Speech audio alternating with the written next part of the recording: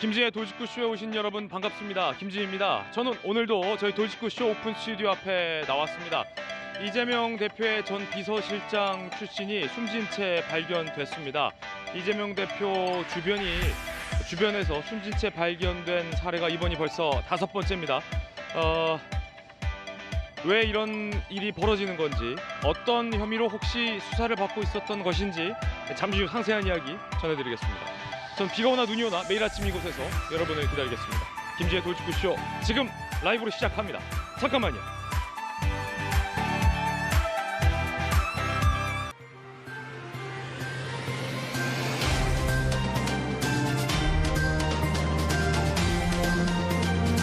신문 읽어준 남자입니다. 이재명 대표의 또 다른 측근이 숨진 채 발견됐습니다. 이재명 대표가 경기도지사를 했을 때 초대 비서실장을 맡았던 인물입니다. 성남시장 때부터 이재명 대표의 측근으로 근무를 해왔습니다.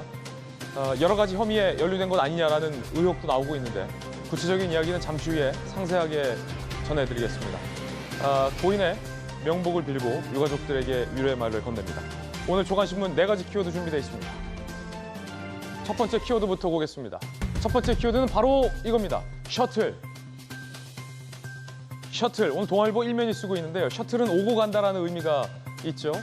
어디와 어디로 오고 간다는 의미일까요? 동아일보 1면 기사입니다. 한일 외교 정상화에 탄력이 붙었다라는 관측이 오늘 아침 많습니다. 기시다 총리가 하반기에 방한을 조율하고 있다는 소식이고요. 윤 대통령의 방일 일정도 오늘 크게 보도되고 있습니다. 16일, 17일 윤석열 대통령이 일본을 방문합니다. 그리고 나서 기시다 총리와의 정상회담, 그 이후 기시다 총리의 답방, 이른바 한일 정상 간의 셔틀 외교가 12년 만에 복원된다라는 소식입니다. 강제징용 피해자들에 대한 배상 해법을 두고 한일 간의 해법이 빨리 찾아질 것이다라는 전망도 나오고 있습니다. 이어서 두 번째 키워드입니다. 하나. 오늘 한겨레 신문이 4면에 쓰고 있는 기사입니다. 하나.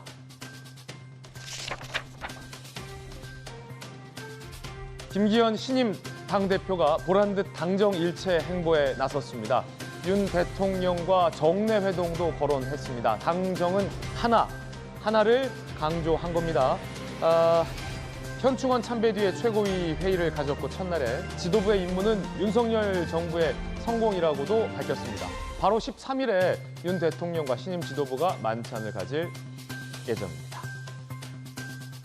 당내 사무총장에는 공천 실무를 맡게 되는 사무총장에는 이른바 윤핵관 이철규 의원을 거론하기도 했습니다. 이어서 다음 키워드입니다. 세 번째 키워드인데요. 뇌관. 오늘 조선일보가 8면에 쓰고 있는 기사입니다. 뇌관, 함께 보시죠. 전세 대출이 70% 늘었습니다. 무려 3년간 70%가 늘어서 170조. 가계대출 위기에 뇌관이 될 수 있다는 얘기가 나옵니다. 안 그래도 금리가 또 오를 것이다 라는 미국발 소식이 있어서 불어난 전세 대출액을 감당하지 못하는 일반 서민들이 많아질 수 있다는 우려입니다. 걱정입니다. 이어서 다음 키워드도 살펴보겠습니다. 네 번째 키워드입니다. 네 번째 키워드는 이겁니다. 변덕. 한국일보가 2면에 썼습니다. 함께 보시죠.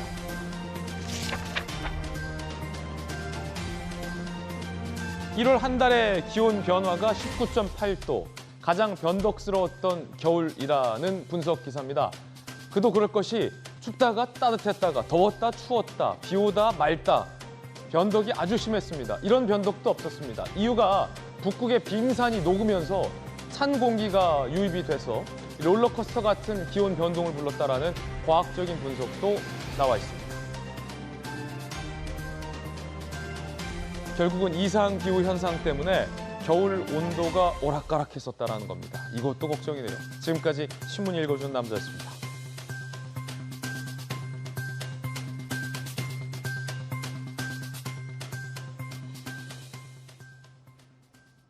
네, 금요일 아침입니다.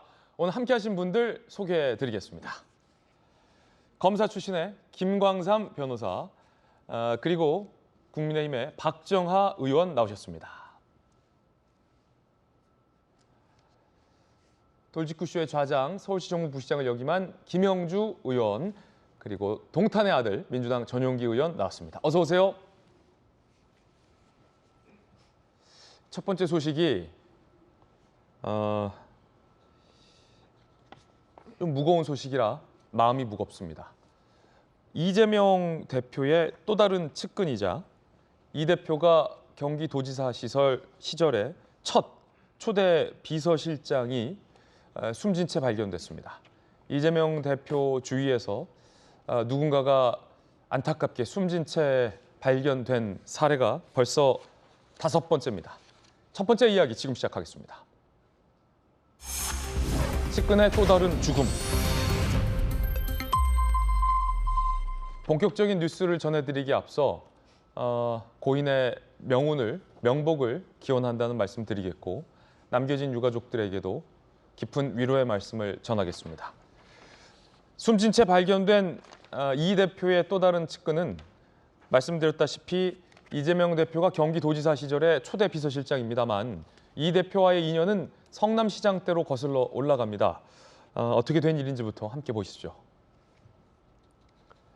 이재명 대표 경기지사 시절 초대 비서실장 출신입니다. 자택에서 숨진 채 발견이 됐습니다. 아직 경찰이 수사 중인 사안이기 때문에 숨진 채 발견된 것, 그 이상의 추측은 오늘 저희 도직구쇼에서는 삼가하겠습니다. 어제 오후 6시 45분경 주거지 문이 안 열린다는 가족들의 신고가 접수가 됐습니다. 그래서 확인했더니 숨진 채 발견된 겁니다. 경찰 측은 타살의 혐의점이 없다. 최근 대장동 관련 피의자로 입건, 극심한 스트레스를 받았다는 주변 진술을 확보했다라는 보도도 있습니다. 지난해는 성남FC 의혹으로 검찰의 조사를 받기도 했습니다. 숨진 채 발견된 이 전 비서실장, 이재명 대표가 경기도지사 때 첫 초대 비서실장, 이분은 누군지도 상세히 보도되고 있습니다. 이재명 성남시장 시절에는 2016년 수정구청장, 2017년 행정기획조정실장, 성남시에서 경기지사 시절엔 초대 비서실장, 그리고 대선 시절 한창 문제가 됐었던 GH 경영기획본부장, 그리고 그 이후에 GH 사장 대리까지 지낸 바 있습니다. 지난달 성남FC 불법 후원금 혐의 사건 관련해서 제3자 뇌물 혐의로 이 대표와 함께 공범으로 입건된 바 있습니다.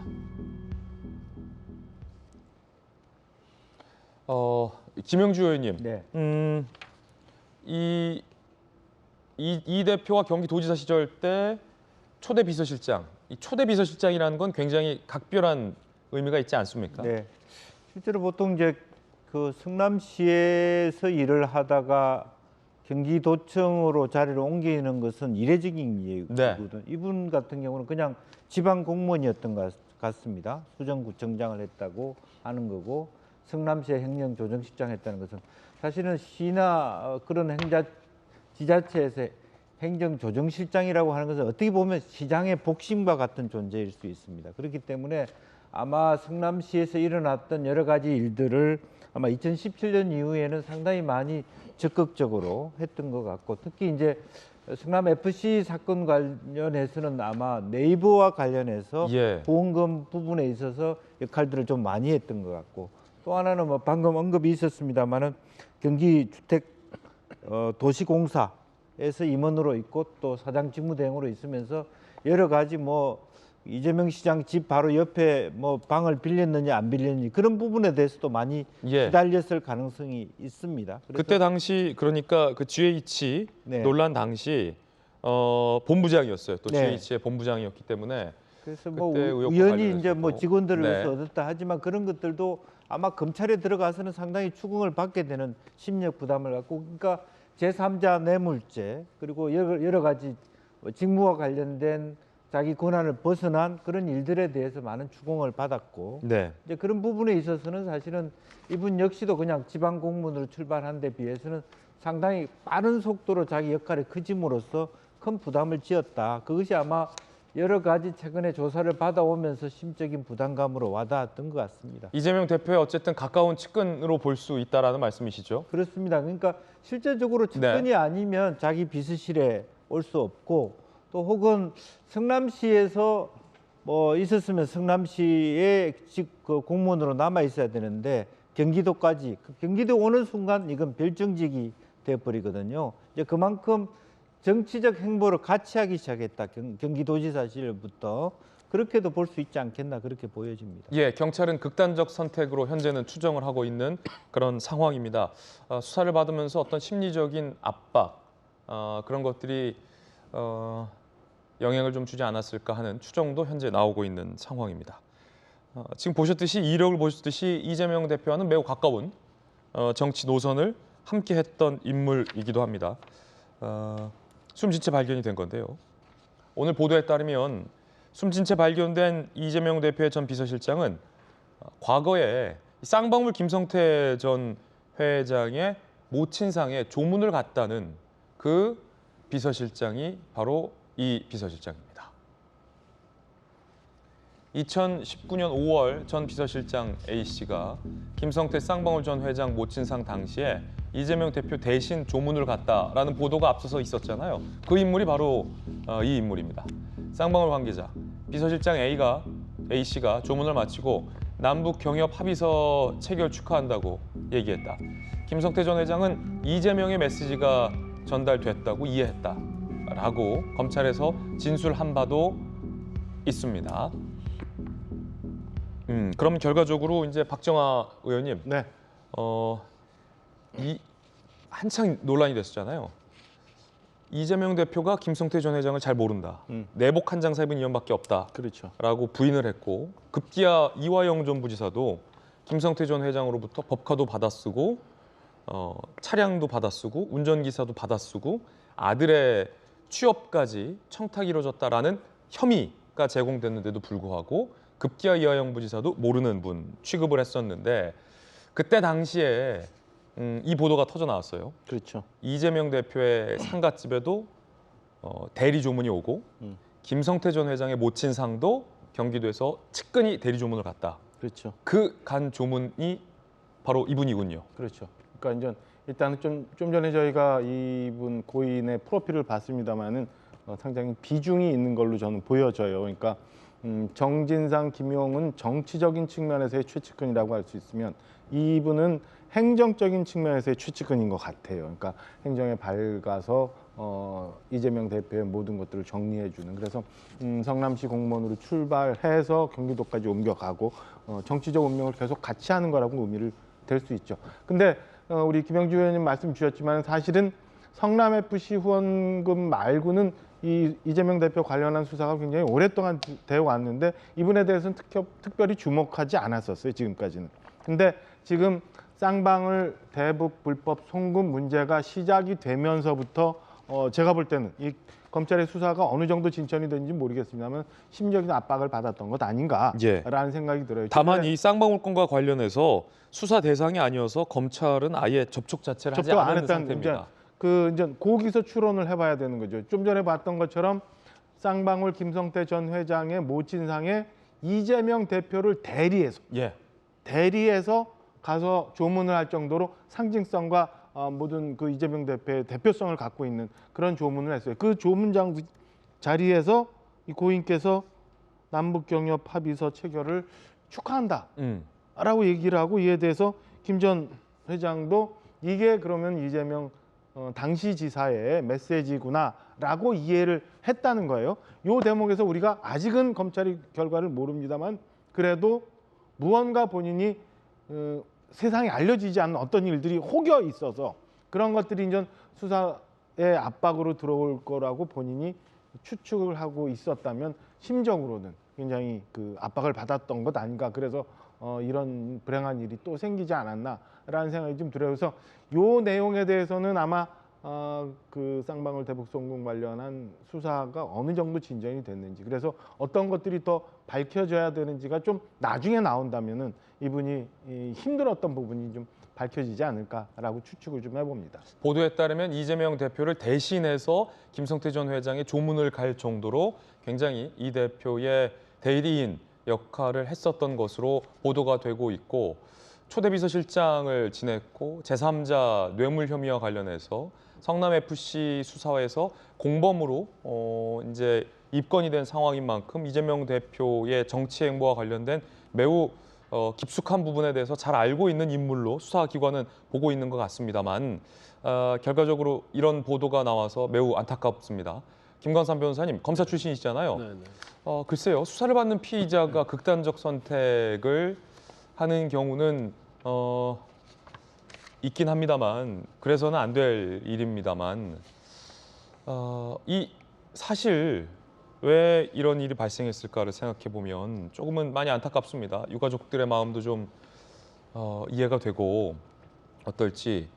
혹여 본인이 제3자 뇌물 혐의로 물론 공범으로 입건됐지만 지금 혐의를 다투고 있는 단계이고, 그 말인즉슨 본인이 처벌을 안 받을 수 있는 가능성도 있고, 혹여 이 제3자 뇌물 혐의가 어느 정도 입증이 돼서 이재명 대표 등등에게 유죄가 선고된다 하더라도 고인 같은 경우는 그냥 대리인 내지는 비서실장일 뿐이었잖아요. 네. 이분이 제3자 뇌물로 이득을 본 어떤 정치적인 이익이나 그런 것이 없어서 이 혐의와 관련해서 유죄가 설사 선고된다 하더라도 본인이 처벌받을 가능성은 좀 낮고, 처벌받는다 하더라도 상대적으로 좀 경미한 처벌일 가능성이 클 텐데 왜 이런 일이 발생했을까요? 성남 FC와 관련해서만 지금 입건이 돼 있다는 거 아니에요. 그래서 조만간 이제 검찰은 기소할 예정이고, 그리고 아마 제가 볼 때는 이제 비서실장 역할을 했기 때문에 같이 공범으로 기소될 가능성이 커요. 그렇지만 이제 검찰의 시각은 주도한 것은 이재명 대표하고 네. 정진상 실장을 보고 있거든요. 그러니까요. 그러니까 우리가 이제 공범 관계에서 주범이 있고 이제 종범이 있는데, 이제 주범은 뭐 정진상 실장, 그다음에 이재명 대표 이렇게 보고 있는 거 아니겠어요? 그러면 이제 비서실장이라는 직위 자체는 사실 위에서 시키는 대로 하는 예. 거기 때문에 일반적으로 이 사건이 법정에 가서 이제 무죄가 될지 유죄가 될지는 모르겠지만 설사 유죄가 된다 하더라도 그렇게 처벌이 크지 않을 거예요. 그런데 왜? 근데 일반적으로 이제 이런 게 있죠. 누구든 마찬가지예요. 그러니까 제가 죄가 있든 없든, 아니면 피의자건 참고인이든 검찰에서 부르는 것 자체가 굉장히 압박감이 있어요. 그 대부분 불면증에 많이 시달리고 이제 스트레스를 많이 받죠. 근데 이분은 뭐 시키는 대로 했다 하더라도 이제 피의자로 일단 입건이 돼 있는 상태 아닙니까? 그리고 자신과 관련된 그런 내용들이 계속 뭐 특히 이제 대북승부 관련된 부분이 언론에 계속 보도된단 말이에요.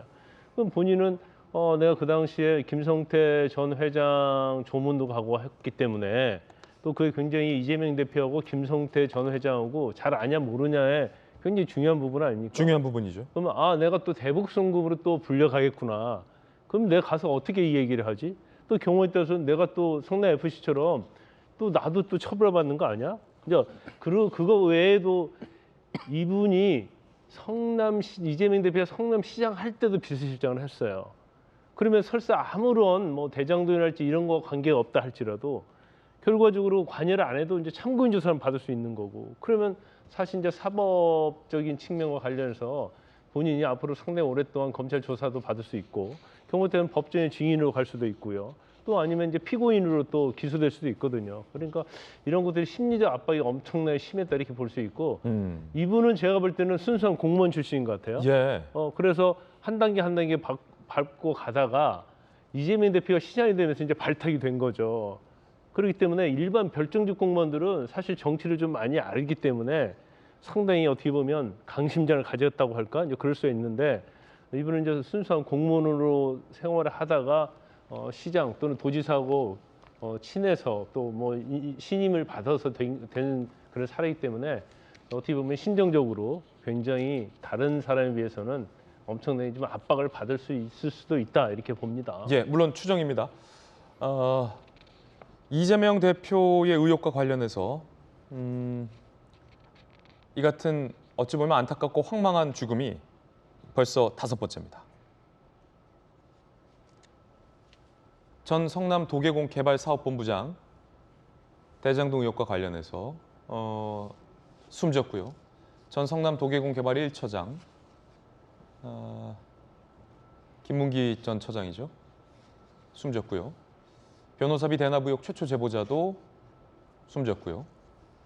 김혜경 씨의 법인카드 의혹과 관련한 5급 비서관의 지인도 숨졌고요. 이번 전 경기사 비서실장도 성남FC 의혹과 관련해서 숨졌습니다. 연루된 의혹은 대장동 의혹과 변호사비 대납 의혹, 법인카드 의혹, 성남FC 불법 후원금 의혹입니다. 벌써 5번째 이 대표의 혐의와 관련하여 5명이 극단적 선택을 했거나 극단적 선택을 한 것으로 현재 추정되는 상황입니다.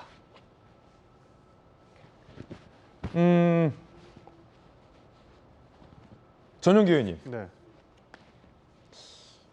그 이재명 대표의 혐의와 관련해서 벌써 5번째인데 이재명 대표 입장에서는 억울할 수도 있겠지만 어쨌든 이 대표 밑에서 일했던 분들인데 그리고 핵심적인 역할을 하셨던 분들인데 그리고 이 대표가 받고 있는 혐의와 다 연관이 없다고 볼 수 없는 인물인데 왜 이런 일이 반복되는 거죠? 5번째인데요.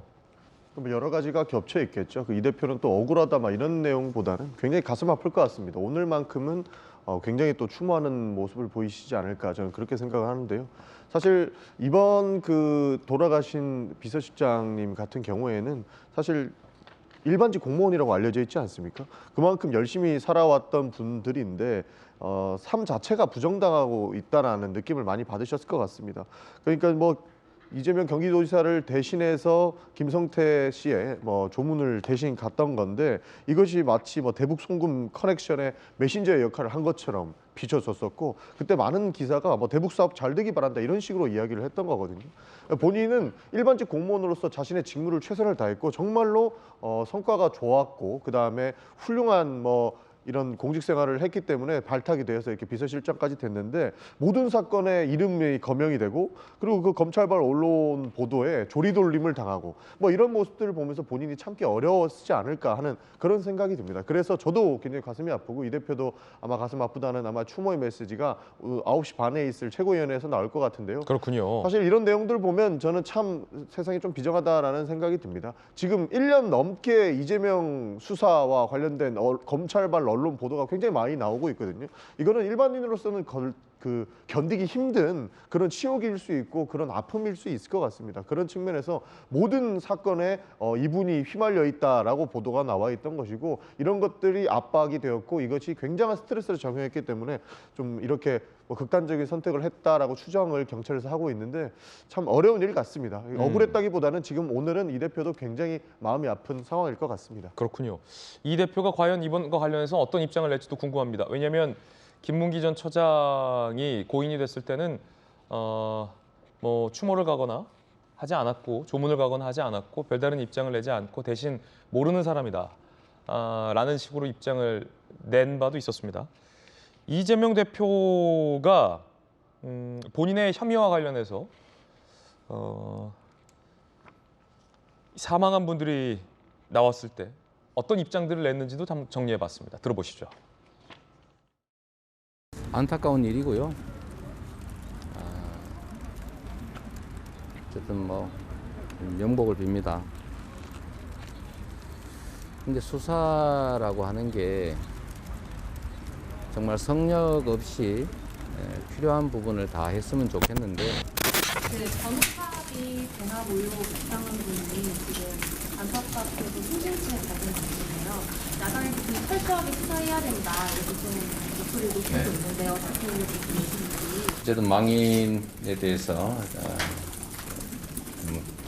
안타깝게 생각하고 명복을 빕니다. 아무 관계도 없는 사람이 검찰, 경찰에 강압 수사를 견디지 못해가지고 언론과 검찰이 나를 죽이려 한다 이러면서 돌아가신 분들이 있는데 그게 이재명과 무슨 상관이 있습니까? 참 어처구니 없지 않습니까? 그리고 김문기 전 처장에 대해서는 측근 아니다라고 한 바도 있습니다. 김영주 의원님, 네. 이번 건과 관련해서 이재명 대표 입장은 안 나왔는데 사실 돌아가신 분들을 언론이 특정해서 비난을 하거나 조리돌림을 한다라는 표현까지 나올 정도의 집중적인 보도가 있었던 건 아니었거든요. 수사를 받는 피의자가 심리적인 압박으로 이 안타까운 선택을 하는 경우는 정말 안타깝지만 있어 왔던 것 또한 사실이지만 특정 인물과 관련해서 이렇게 5명이나 극단적인 선택을 한 경우는 매우 드물고 이례적인 일입니다. 네. 왜 이재명 대표 주변에서 벌써 5번째 이런 일이 나올까요?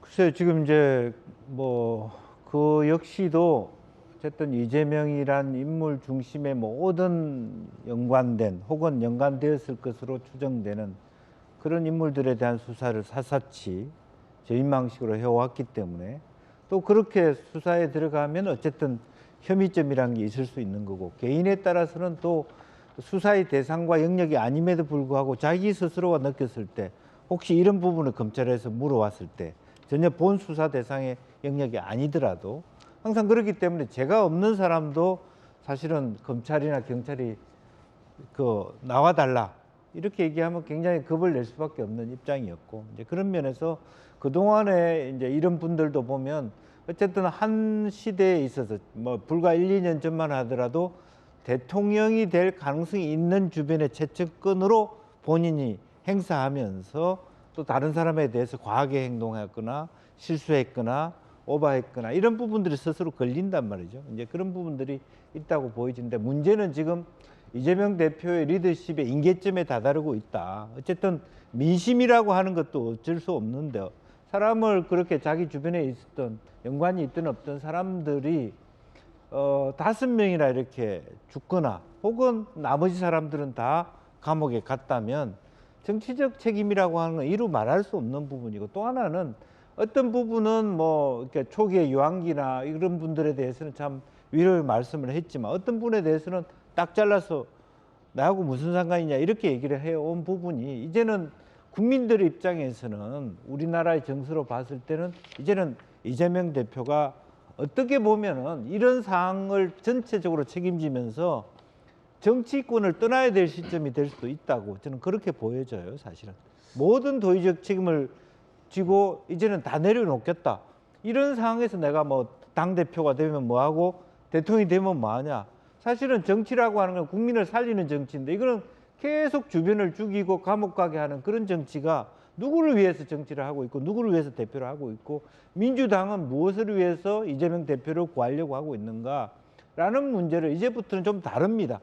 티핑 포인트가 오고 있다라고 생각이 들고요. 아마 그런 부분에 대해서도 국민들의 저항, 당내의 저항도 더 만만찮을 것으로 보여집니다. 예, 그 도의적인 정치적 책임을 지고 당대표직에서 떠나야 한다라는 의견은 김영주 의원님의 어떤 개인적인 생각이 의견이라는 말씀 드리겠습니다. 물론 이 연이은 이런 안타까운 일들이 이재명 대표에게 책임이 있다라고 하는 것 또한 뭐 정치적으로 이재명 대표 입장에서는 논란의 여지가 있을 수 있는 일일 수도 있다라는 말씀도 함께 드리겠습니다. 김영주 의원님의 개인 견해였습니다. 박정화 의원님은요? 저는 조금 생각이 앵커 말씀하시는 거랑 다른데 논란하고는 좀 다른 것 같아요. 우리가 얘기하잖아요. 정치적인 책임이라는 거 있잖아요. 도의적인 책임이라는 거 있잖아요. 그럼 잣대가 같아야지. 우리 이태원 참사 가지고 민주당에서는 지금 장관을 탄핵 소추시켰어요. 그리고 얼마 전 그 학폭 문제 있었던 지금까지 경찰 수사본부장 거기 관련해서 한동훈 법무장관도 도의적인 책임을 정치적 책임감을 느낀다고 사과했어요. 제가 뭐 주변에 정말 가까웠던 사람이 이런 비극적인 선택을 해서 자기의 인생의 진로를 바꾼 그런 경우들도 많이 알잖아요. 어디 뭐 성직자가 되고 뭐 이런. 근데 벌써 5번째예요. 그러면 무언가 정치적인 책임, 도의적인 책임 져야 되는 게 맞죠. 잣대는 같아야 되죠. 왜 나는 아니라고요? 난 또 이제 모른다고 할 거예요? 이 비극적인 일은 비극적인 일대로 가고 내 정치적인 목적이나 내 정치적 목표는 그대로 가야 되는 거예요? 저는 이재명 대표가 이 건에 대해서는 무언가 본인의 정치적 진로와 함께 국민들한테 진짜 진솔한 얘기를 해줘야 돼요. 좀 전에 보면 검찰의 강압적 수사 얘기하는데 본인이 가서 영장실질심사 받고 본인이 사건에 대해서 일반 국민들이 납득할 수 있게 얘기를 해주면 그 사람들 수사 안 받아도 되잖아요. 왜 이런 상황을 만들어요? 저는 솔직히 좀 화가 나요. 예. 그러니까 이것도 이재명 대표에 대한 공격으로 사용하시려 하는 게 사실 저는 더 마음이 불편합니다. 결국에는 뭐 수사 영장 실질심사 받으라고 말씀을 하시는데 수사 이미 오라는 거 다 가지 않았습니까? 3번 이상씩 가가지고 수사 다 받았는데 제가 문제 제기를 하고 있는 부분은 무엇이냐면 지금 1년 넘게 이 얘기만 하고 있어요. 그러면서 이재명이라고 하는 이재명 대표의 주변 사람들을 정말 샅샅이 다 뒤지고 있고 그 300번 넘는 압수수색 그거 다 이 사람들이 견뎌냈다는 겁니다. 거기에서 얼마나 스트레스가 심했겠냐라는 말씀을 드리고 싶은 겁니다. 굉장히 이 어려운 상황 속에 놓여 있는 이런 분들 때문이라도 좀 검찰이 무리한 수사는 좀 적당히 해야 되는 것 아니나 이런 말씀을 드리고 싶고 오늘 같은 경우에는 이 대표가 아마 입장을 발표하실 겁니다. 굉장히 마음이 아프다는 말씀을 하실 것 같은데 이것조차 정치적인 공격으로만 좀 사용하지 않았으면 좋겠다 이런 말씀 드리고 싶습니다. 다양한 분들의 또 다양한 견해 전해드렸습니다. 다시 한번 고인의 명복을 빌겠고요. 유가족들에게 안타까움을 표하겠습니다. 애도를 표합니다. 자, 그런가 하면 분위기를 바꿔서 다른 소식도 전해드리죠. 유동규 전 본부장이 그 변호사, 본인이 선임을 하지 않았는데 어디선가 온 그 변호사, 검찰이 최근 공판 과정에서 김의겸 의원과 연락을 취하고 있었고 유동규를 변호하기 위해서가 아니라 감시하기 위해서 보낸 걸로 보인다라고 주장했던 그 변호사에 대해서 유동규 전 본부장이 좀 더 자세한 이야기를 했습니다. 구속 이후 변호사가 찾아왔다. 그분이 보내서 왔다고 얘기했다. 어제 김용 재판에서 유동규 전 본부장이 이렇게 얘기를 했습니다. 그분이 보내서 왔다라고 그 변호사가 얘기를 했다.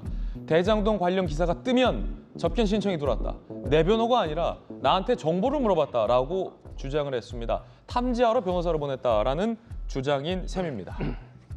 검찰은 유동규 전 본부장과 같은 시각을 보고 있습니다.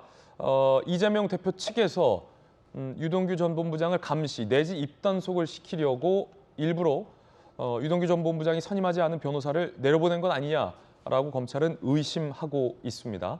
김의겸 의원과 연락을 주고받았다라는 것도 검찰은 최근 법정에서 공개한 바 있고요. 그와 관련해서 오늘 저희들이 보도해드린 내용은 김용 재판 때 어제 유동규 전 본부장의 관련된 진술을 보도해드리고 있는 겁니다.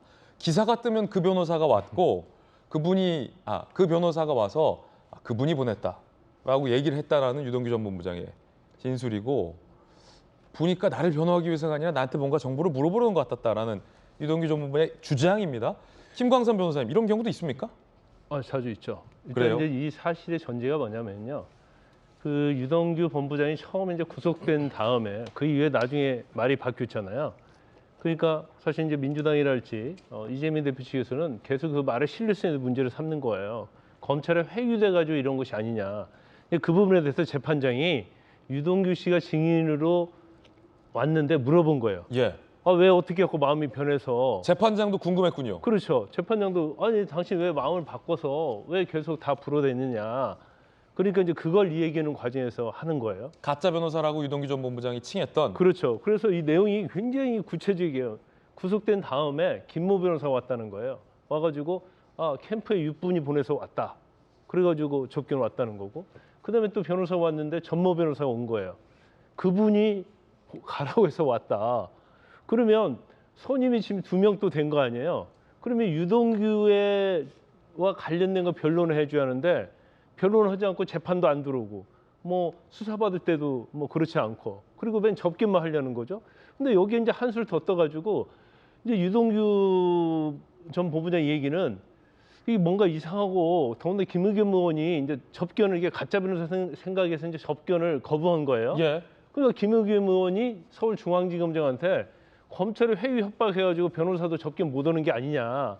근데 유동규 본부장은 이게 가짜 변호사라고 생각하기 때문에 자기가 검찰한테 할 말이 있다고 해서 간 다음에 이 변호사들은 내 변호사가 아니다는 식으로 해갖고 배척을 한 거예요. 예. 그러니까 유동규 입장에서는 아니 나를 위해서 변론을 해주기 위해서 변호사를 선임해줘야 하는데 이재명과 관련된 뭐 기사만 나오면 그때 와가지고 혹시 어떻게 대답하셨습니까?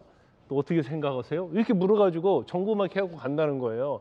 거기서 이제 배신감을 느끼면서 내가 이용당하고 있구나 하면서 예. 이제 그때부터 그 변호사들 이제 멀리 했다는 거고. 그래서 이제 중요한 것은 이런 거죠. 그러니까 이제 저희도 이제 변호사를 하고 이제 검사를 했지만 이런 경우 왕왕 있어요. 그래요? 조직 범죄가 있으면 이제 뭐 실무자를 처음에 체포해서 구속하죠. 그러면 그 하급직에 있는 사람을 되게 위에 있는 두목이나 몸통이 선임을 해줘요, 변호사를. 근데 이 선임 목적이 뭐냐면 애를 좀 형량을 줄인다 그랬지 그게 아니고 너 윗선이 누군지 부르면 안 된다. 그리고 혹시 부를까 봐 걱정이 되니까 자꾸 변호사를 통해서 압력을 나타낼지 정보를 캐는 거죠. 그런데 이 아주 하급에 있는 사람은 가만히 돌아가는 거 보니까 이 재판이 나를 위해서 가는 게 아니고 위에 있는 몸통을 위해서 가는 거예요. 그러면 이 변호사한테 사임해달라고 하는 거예요. 그리고 찾아오는 경우가 상당히 많죠. 아, 그런 경우가 있었다. 예. 조직범죄 관련해서. 그렇죠. 이런 경우도 이제 아마 유동규 본부장이 이제 그렇게 생각하고 있지 않는가 싶습니다. 네. 그래서 결과적으로는 이 변호사들은 나를 위한 변호사가 아니고 뭐 김용, 정진상 또는 이재명을 위한 변호사구나. 그래서 이제 사임을 시킨 거죠. 예. 그리고 이제 새로운 변호사를 선임해서 지금 재판을 하고 있어요. 그래서 이제 검찰 이제 재판장이 물은 것도 있지만 검찰도 이 부분을 왜 중요하게 보냐면 증거 인멸과 관련된 부분, 또 이재명이나 정진상, 김용과 관련된 부분에 있어서는 당연히 관련이 있으니까 그걸 막기 위해서 소위 말하는 가짜 변호사를 선임해 준 게 아니냐. 이 부분을 법정에서 드러내면 사실은 뭐 이재명 대표랄지 참모라고 할 수 있는 정진상, 김용인을 좀 불리한 측면이 될 수는 있죠. 주로 조직범죄에서 두목들이 보낸다라는 김관삼 변호사님의 어떤 개인적 경험을 언급해 주셨습니다. 그런데 여기서 좀 짚고 넘어가야 할 게 있는 것 같습니다. 가짜 변호사다, 그분이 보냈다, 캠프에서 왔다. 이게 유동규 전 본부장의 어찌 보면 일방적인 진술인 상황이고 물론 그 변호사가 김의겸 의원과 통화를 했다라는 건 검찰이 공판 과정에서 밝힌 바 있습니다. 자, 그럼 전용기 의원님, 네. 이 변호사들 이재명 대표가 보낸 겁니까? 이재명 대표가 이런 것까지 챙길 수 있는 그런 상황이 아닙니다. 그럼 사실 캠프가 보낸 변호사도 아닙니까? 그러니까 캠프에서 뭐 활동하고 있는 변호사인지 아닌지는 제가 정확하게 잘 모르겠는데 그건 아직 확인이 안 된 그렇죠. 거군요. 그러니까 캠프에서 활동하는 것은 많은 사람들이 와서 캠프에서 활동을 할 수 있는 부분이기 때문에 그것을 뭐 누군가가 보냈다 이렇게 추정할 수는 없는 것 같습니다. 뭐 다만 유동규 입장에서는 본인의 형량을 어떻게든 줄여야 되는데 이 사람들이 나를 회유하려고 온 것을 아니냐 하고 의심을 할 수 있는 부분이고 그런 부분을 주장할 수 있는 것이기 때문에 뭐 타당하다고 봅니다만 좀 유동규 본부장은 어떻게든 지금 이재명한테 모든 죄를 뒤집어 씌우고 나오려고 하는 모습을 굉장히 많이 보이고 있는 것 같습니다. 예. 그런 측면에서 너무 일방적인 주장이 이렇게 그 재판에서 나오는 것은 좀 참 유감일 수 있다 이런 말씀 좀 드리고 싶습니다. 이재명 대표 측이 보낸 변호사가 아니다라는 전용기 의원님의 반론도 함께 전해드리고 있는데 김의겸 의원이요, 김영주 의원님 네. 통화를 해서 그때 질의를 했어요, 검찰 측에게. 검찰이 맡고 있는 거 아니냐라고 따지면서 질의를 했지만 사실은 유동규가 수상하다라고 해서 접견을 거부했던 거였습니다. 결과적으로 김의겸 의원이 그때 사실과 다른 질의를 한 셈이 됐는데 전 질의할 수 있다고 봅니다. 그런데 어떻게 김의겸 의원이 그 변호사와 통화하고 이 사실을 알았을까가 그때도 궁금하고 지금은 더 궁금합니다. 글쎄요. 그러니까 어쨌든 이게 지금 이 대표가 보낸 변호사가 아니면 예. 민주당의 대변인을 하고 있는 김의겸 의원이 어떻게 그 사실을 알았고 그 그렇습니다. 변호사들과 통화를 했다는 거죠? 그렇습니다. 그러니까 어쨌든 그 이제 대변인으로서도 이재명 대표의 재판 상황, 이제 이재명 대표와 유동규 씨와의 관계 속에서 유동규 씨가 계속 입장을 바꾼 과정들을 좀 알 필요가 있었을 텐데 이제 그런 것들이 좀 아직 석연치 않은 부분이 있습니다. 그러니까 특히 이재명 대표의 특성 중에 하나는 공식적 요청을 하지 않는다는 게 가장 큰 특징 같아요.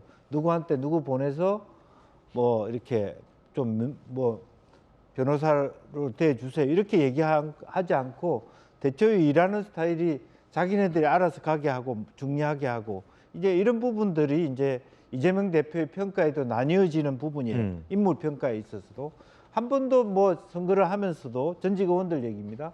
자기한테 도와달라는 얘기를 안 하더라. 이제 그런 스타일이 매우 샤이하더라 이런 부분인데 다른 한편으로 보면 그런 면에서 자기 알리바이를 충실히 지키는 그런 전략적인 인물이기도 하거든요. 이제 그런 면에서 여전히 우리가 좀 더 밝혀져야 될 부분이 있다. 다만 어쨌든 그 선거를 치르거나 민주당 일각에서는 이 대표 리스크를 줄이기 위한 노력을 했을 것이고 그런 부분들이 이런저런 식으로 하고 예. 특히 이 대표가 그 어쨌든 법정에 와야 되고 가야 되는 순간에 있어서는 말하자면 법사위원들의 노력들이 훨씬 더 많아지고 그것들이 오히려 지금의 경우 김의겸 의원의 경우에는 오히려 더 당에 부담을 준 케이스가 됐다 그렇게 봅니다. 그런가 하면 유동규 전 본부장은 김만배 씨의 수익 절반, 즉 428억을 이재명 대표를 위해서 모두에게 공유하기로 했다라고 주장을 하고 있는데요. 그 과정에서 일부 돈 전달 과정도 상세히 증언을 했습니다. 함께 보시죠. 2021년 6월 정민용에게 5억을 받아서 3억을 집 근처에서 김용에게 줬다라고 주장을 하고 있습니다. 물론 김용 부원장 측은 전면 부인하고 있습니다. 불법 정치자금 받지 않았다라고 부인하고 있습니다. 유동규, 돈이 무거워서 쇼핑백을 겹쳐서 넣었다 보니 윗부분이 벌어져 테이프로 막았다. 굉장히 구체적인 진술을 했습니다.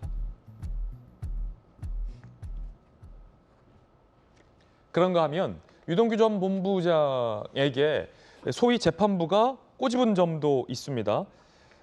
바로 김용이 유동규로부터 정치 자금을 받았다면 그 날짜를 왜 검찰이 특정하지 못하느냐라는 겁니다. 이 부분인데 검찰에게 보완을 요구했지만 재판에서도 검찰은 특정하지 못했습니다. 유동규 전 본부장은 돈 준 날짜를 메모하지 않은 게 내 실수다라고 밝히기도 했습니다. 구체적으로 진술하고 있는 부분, 하지만 특정을 하지 못한 부분 모두 다 공히 저희들은 보도를 해드리고 있습니다. 김광선 변호사님. 이제 저건 이렇게 봐야 돼요. 이제 구체적으로 특정을 하는 얘기는 원래 이렇게 돈을 준 사람이 내가 6월 30일에 줬습니다. 이렇게 얘기하면 모르는데 메모를 하지 않으면 모르잖아요. 뭐 1년 전, 2년 전, 또 5개월, 3개월 지나고 나서 그러면 제가 지금 돈 자체를 남욱으로부터 받은 거잖아요. 근데 남욱의 지인은 며칠 날 얼마, 며칠 날 얼마 다 썼어요. 근데 그걸 즉시 전달했느냐, 이후에 전달했느냐, 아니면 전달하고 나서 가지고 있다가 2, 3일 있다 전달할 수 있거든요. 근데 만에 하나 내가 이틀 있다 전달했어. 그러면 받은 날짜 28일인데 30일에 전달했어. 그러면 제가 뭐 정확하지 않은데 30일에 전달했습니다라고 얘기를 해버리면 사실은 틀릴 수 있거든요. 그러면 김용 입장에서는 30일 나는 그때 어디 회의가 있어서 그 자리에 없었어. 그러면 알리바이가 되는 거예요. 그렇기 때문에 명확하지 않은 경우에는 대부분 공소장이 많이 그래요. 특정을 안 하는군요. 그렇죠. 6월 초, 중순, 하순. 그래서 날짜가 측정되는 경우는 뭐 정말로 확실한 경우에는 다 그렇게 해요. 그래서 또 유죄가 나고 또 경우에 따라서는요. 뭐 10년 전인데 10년이 기억 안 나잖아요. 그러면 봄, 여름, 가을 그렇게 해도 대법원 판결까지는 이게 특정되지 않았다고 볼 수 없다고 그래서 사실은 유죄 판결 나는 경우가 굉장히 많거든요. 그렇군요. 저 부분은요. 봉투가 벌어져서 스카치 테이프를 붙였다. 굉장히 구체적인 진술인데 이게 진짜일 수도 있고 가짜일 수도 있는 거죠. 그렇죠. 이제 진술의 일관성에 있어서 그 제일 중요한 게 따지는 건 이제 진술의 신빙성을 따질 때는 구체적인 거. 그다음에 중간에 진술이 변경되지 않고 얼마나 일관성이 있느냐. 이제 그게 사실은 재판에서 중요하거든요. 근데 구체성이라는 것을 보면 너무나 구체적으로 나와요. 뭐 돈을 주고 나서 벤치에 앉아 있는데 반바지를 입었는데 모기가 물어뜯더라. 그다음에 뭐 백에 싸서 줬는데 그냥 내가 종이백에 돈을 얼마 싸서 줬다 이게 아니고 3억을 넣었는데 이제 종이백이 굉장히 작았는가 봐요. 근데 안 다치니까 의외로 스카치 테이프를 봉했다랄지 아니면 명품 뭐 신발백에다가 1억 원을 넣었는데 그 명품 신발백이 빨간 거였다. 빨간색이었다. 그러면 그 당시 명품백이 포장지가 빨간색이었는지 확인해 보면 되거든요. 그러면 지금 유동규의 진술 자체를 보면 정말 이게 지연했다고 한다면 이건 제가 볼 때는 노벨상을 받을 소설가 정도 되는 거예요. 그 정도로 구체적이다. 그렇죠. 너무나 구체적인 거죠. 시간이랄지 여러 가지. 그래서 그런 부분에 있어서는 유동규가 그렇게까지 지연할 필요는 없는 거거든요. 만약 거짓말을 한다고 하면. 그래서 그 부분에서는 구체성이 굉장히 있기 때문에 법정에서는 뭐 제가 볼 때는 뭐 유죄의 증거로 쓰일 가능성이 굉장히 높다 이렇게 봅니다. 네, 전은기 의원의 그러니까 반론. 계속적인 논란이 이렇게 나오는 거는 유동규 씨가 결국에는 다 뒤집어 씌우려고 하는 거잖아요. 이재명 대표한테 돈을 줬다고 해야만 본인의 뭐 억울함이 풀린다 이런 식으로 얘기하면서 다 뒤집어 씌우려고 하는데 아까 신빙성 거론을 또 해주셨어요. 근데 신빙성이 전혀 없는 이런 수사를 하고 있다. 저는 그렇게 생각을 합니다. 그 이유가 뭐냐면 유동규 씨의 메모는 아니지만 다른 분이 쓰셨죠. 드론, 여의도, 19시 이렇게 썼는데 이 드론이 드래곤을 뜻하고 그 드래곤은 김용이 뜻한다라고 검찰이 추정하고 있다라는 거거든요. 그러니까 이것도 결국에 재판에 가서 이야기를 하는 지금 과정인데 여기에서 어디에서 도대체 신빙성을 찾아볼 수 있겠습니까? 정확하게 특정도 못하고 드론이 김용이다라고 이야기하는 이런 검찰을 우리가 어떻게 믿을 수 있겠냐라는 말씀을 드리고 이런 부분들을 하나하나 따져봤을 때 대장동이 몸통에 이재명이다라고 하는 신빙성이 계속적으로 떨어지고 그것을 검찰이 자인하고 있다. 저는 그렇게 생각합니다. 반론까지 충실히 보도해드리겠습니다. 판단은 우리 국민 여러분께서 해주시기 바라겠습니다. 저희가 준비한 두 번째 이야기 시작하겠습니다. 국민의힘은 새 지도부가 꾸려졌고 민주당에서는 여전히 친명과 비명계의 내분 양상입니다. 김기현과 당정 일체, 야당 대표와의 악연. 김기현 신임 당대표가 어제 첫 최고위를 가졌습니다. 김병민 최고위원 등등 새로 지도부에 당선된 분들도 한마디씩 했는데 들어보겠습니다. 오늘 우리가 당 지도부 첫 회의 날이기 때문에 잠시 일어나서 국민이 모두 행복한 나라 만들기 위해 더 노력하겠습니다는 마음을 담아서 인사하고 시작하도록 하겠습니다. 이번 지도부의 임무는 다 잘 아시는 바와 같이 내년 총선의 압승과 윤석열 정부의 성공입니다. 반드시 압승해서 민주당에게 빼앗긴 국회를 되찾고 대한민국의 미래를 다시 만들어야 하겠습니다. 우리 김기현 대표님을 중심으로 하나가 되어서 민심을 얻고 국정을 잘 이끌어서 기대가 크고 꼭 성공하리라고 확신을 합니다. 실로 오랜만에 완전체를 갖춘 국민의힘 지도부가 탄생했습니다. 우리 국민의힘은 오직 민생을 바라보며 일하는 정당으로 나아갈 것입니다. 스튜디오에서 많이 보던 분도 저기 최고위원에 앉아 있군요. 신임 지도부의 이야기 들어보셨습니다. 이진복 대통령실 정무수석도 김기현 신임 당대표를 예방했습니다. 대통령의 가뭄 걱정 언급을 했다는데 한번 들어보시죠. 아이고 영광입니다. 고맙습니다. 앞으로 보고 대통령께서도 가뭄에 굉장히 걱정을 많이 하고 계십니다. 우리 대표님이 당선이 돼서 그런가 작은 비라도 오고 있네요. 그동안 사실 당이 조금 정비가 안 돼 있다 보니까 대통령께서 일하시는데 여러 가지 이 곤란한 점들이 그런 것들을 이제 다 제거하고 대통령께서 국회 현안이나 당의 현안은 전혀 걱정 안 하셔도 될 수 있도록 그렇게 체제를 잘 운영하도록 하겠습니다. 당에 여러 가지 정비 안 된 것들이 있어서 그런 걸 다 제거하겠다라고 김기현 당대표가 밝힌 부분이 오늘 많이 보도가 되고 있습니다. 누굴 제거하겠다는 건지 어떤 걸 제거하겠다는 건지 궁금한데 마침 조수진 최고위원은 이렇게 얘기를 했습니다. 들어보시죠. 낙선하신 분들하고 다 이번 당선되신 지도부들하고 다 만남을 조만간 갖습니까? 이재명 대표도 하지 않는 그런 저질 공세나 또 내부 총질, 일삼는 분이 아니라면 모두 생각이 같지 않겠습니까? 이준석 전 대표나 이준석계 대리인들 이런 분들 빼고는 저는 접점 찾기가 쉽다고 생각해요. 이준석계는 빼고 낙선한 사람과 함께 접점 찾을 수 있다는 얘기였습니다. 그렇다면 뭐 황교안 후보나 안철수 후보와도 급기야 안철수 후보와도 같이 연대할 수 있다는 건데 이준석계나 이준석계의 대리인들은 빼고 하겠다. 그 앞서서는 김기현 당대표는 당의 곤란한 점은 다 제거하겠다라고 또 말씀하셨는데 박정하 수석 대변인께서 이제 대변인직은 내려놓으셨잖아요. 저도 이제 지도부 아니에요. 지도부 아니죠. 이준석계는 제거하는 겁니까 그럼? 아니요. 조수진 최고위원이 저렇게 말씀하시는 저는 개인적으로는 뭐 동의하진 않아요. 아 그렇군요. 개인적으로는 너무 그럴 필요는 없다고 봐요. 그러니까 지금 이번 전당대회에서 나온 그 당원들의 바람은 두 가지로 요약되는데 하나는 윤석열 정부의 성공을 위해서 힘을 모아라. 두 번째는 절대 갈등하지 말고 단합하고 화합하라 뭐 이런 거거든요. 저는 여기서 이준석 계열의 우리 후보들이 받은 성적표가 지금 객관적으로 드러나 있잖아요. 예. 그럼 본인들의 위치가 어떻게 되어 있는지 알고 있는 거예요. 우리 국민의힘이라는 보수 정당 내에서 본인들이 어떤 위치가 있는지. 그러면 그 상황에서 본인들이 이 당의 뿌리를 내리고 이 당으로부터 신뢰를 회복하기 위해서는 저는 당은 문을 열어놓되 본인들이 신뢰를 회복할 수 있는 그런 모션들이 앞으로 좀 필요한 거라고 보여지고요. 아 기회를 주자. 극단적으로 가면 내년 총선에도 굳이 저는 힘을 다 모아야 된다고 생각합니다. 다만 그럼 그 나에게 주어진 미션이 어떻게 될지 모르지만 거기서 지역구를 뚫고 나와서 당의 한석이라도 보태며 착근을 해나가는 모습들을 보여주면 저는 지금의 좀 초라한 성적표를 받았던 저 이준석 계열들이 다시 정치적 활로를 얻을 수 있을 거고요. 그렇지 않고 여기서부터 또다시 우리 생각과 다르다고 하면서 내부 총질을 하거나 뭐 이렇게 되면 저는 당으로부터 영원히 멀어질 수 있다고 봐요. 그러니까 조수진 최고 취지는 충분히 이해합니다만 저는 개인적으로는 이미 당은 좀 열어놓고 본인들이 어떤 취사 선택을 할지 향후 행보를 어떻게 할지를 지켜보고 당원들이 그들을 평가하는 게 옳지 않나라고 생각을 합니다. 한간에서는 진중권 교수 같은 경우는 이른바 친윤 혹은 윤핵관들이 총선 때 안철수 의원을 노원에 한번 의원을 거기서 했었잖아요. 노원으로 보내서 안철수, 이준석을 둘 다 제거할 것이다. 뭐 이런 추측도 나오던데 이 조수진 최고의 발언과 맞물려서 기사가 좀 되던데 그런 일은 없을 것이다.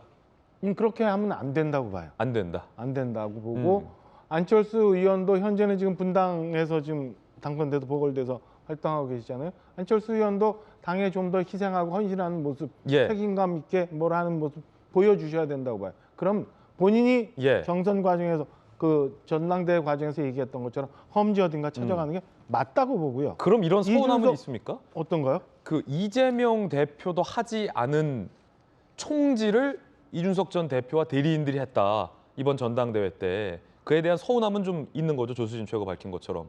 당내에. 서운한 게 아니라 당원들의 표심으로 나왔잖아요. 이미 표심으로 나온 거다. 그거는 안 된다고 다 얘기한 거잖아요. 그래서 한 명도 당선 안 된 거잖아요.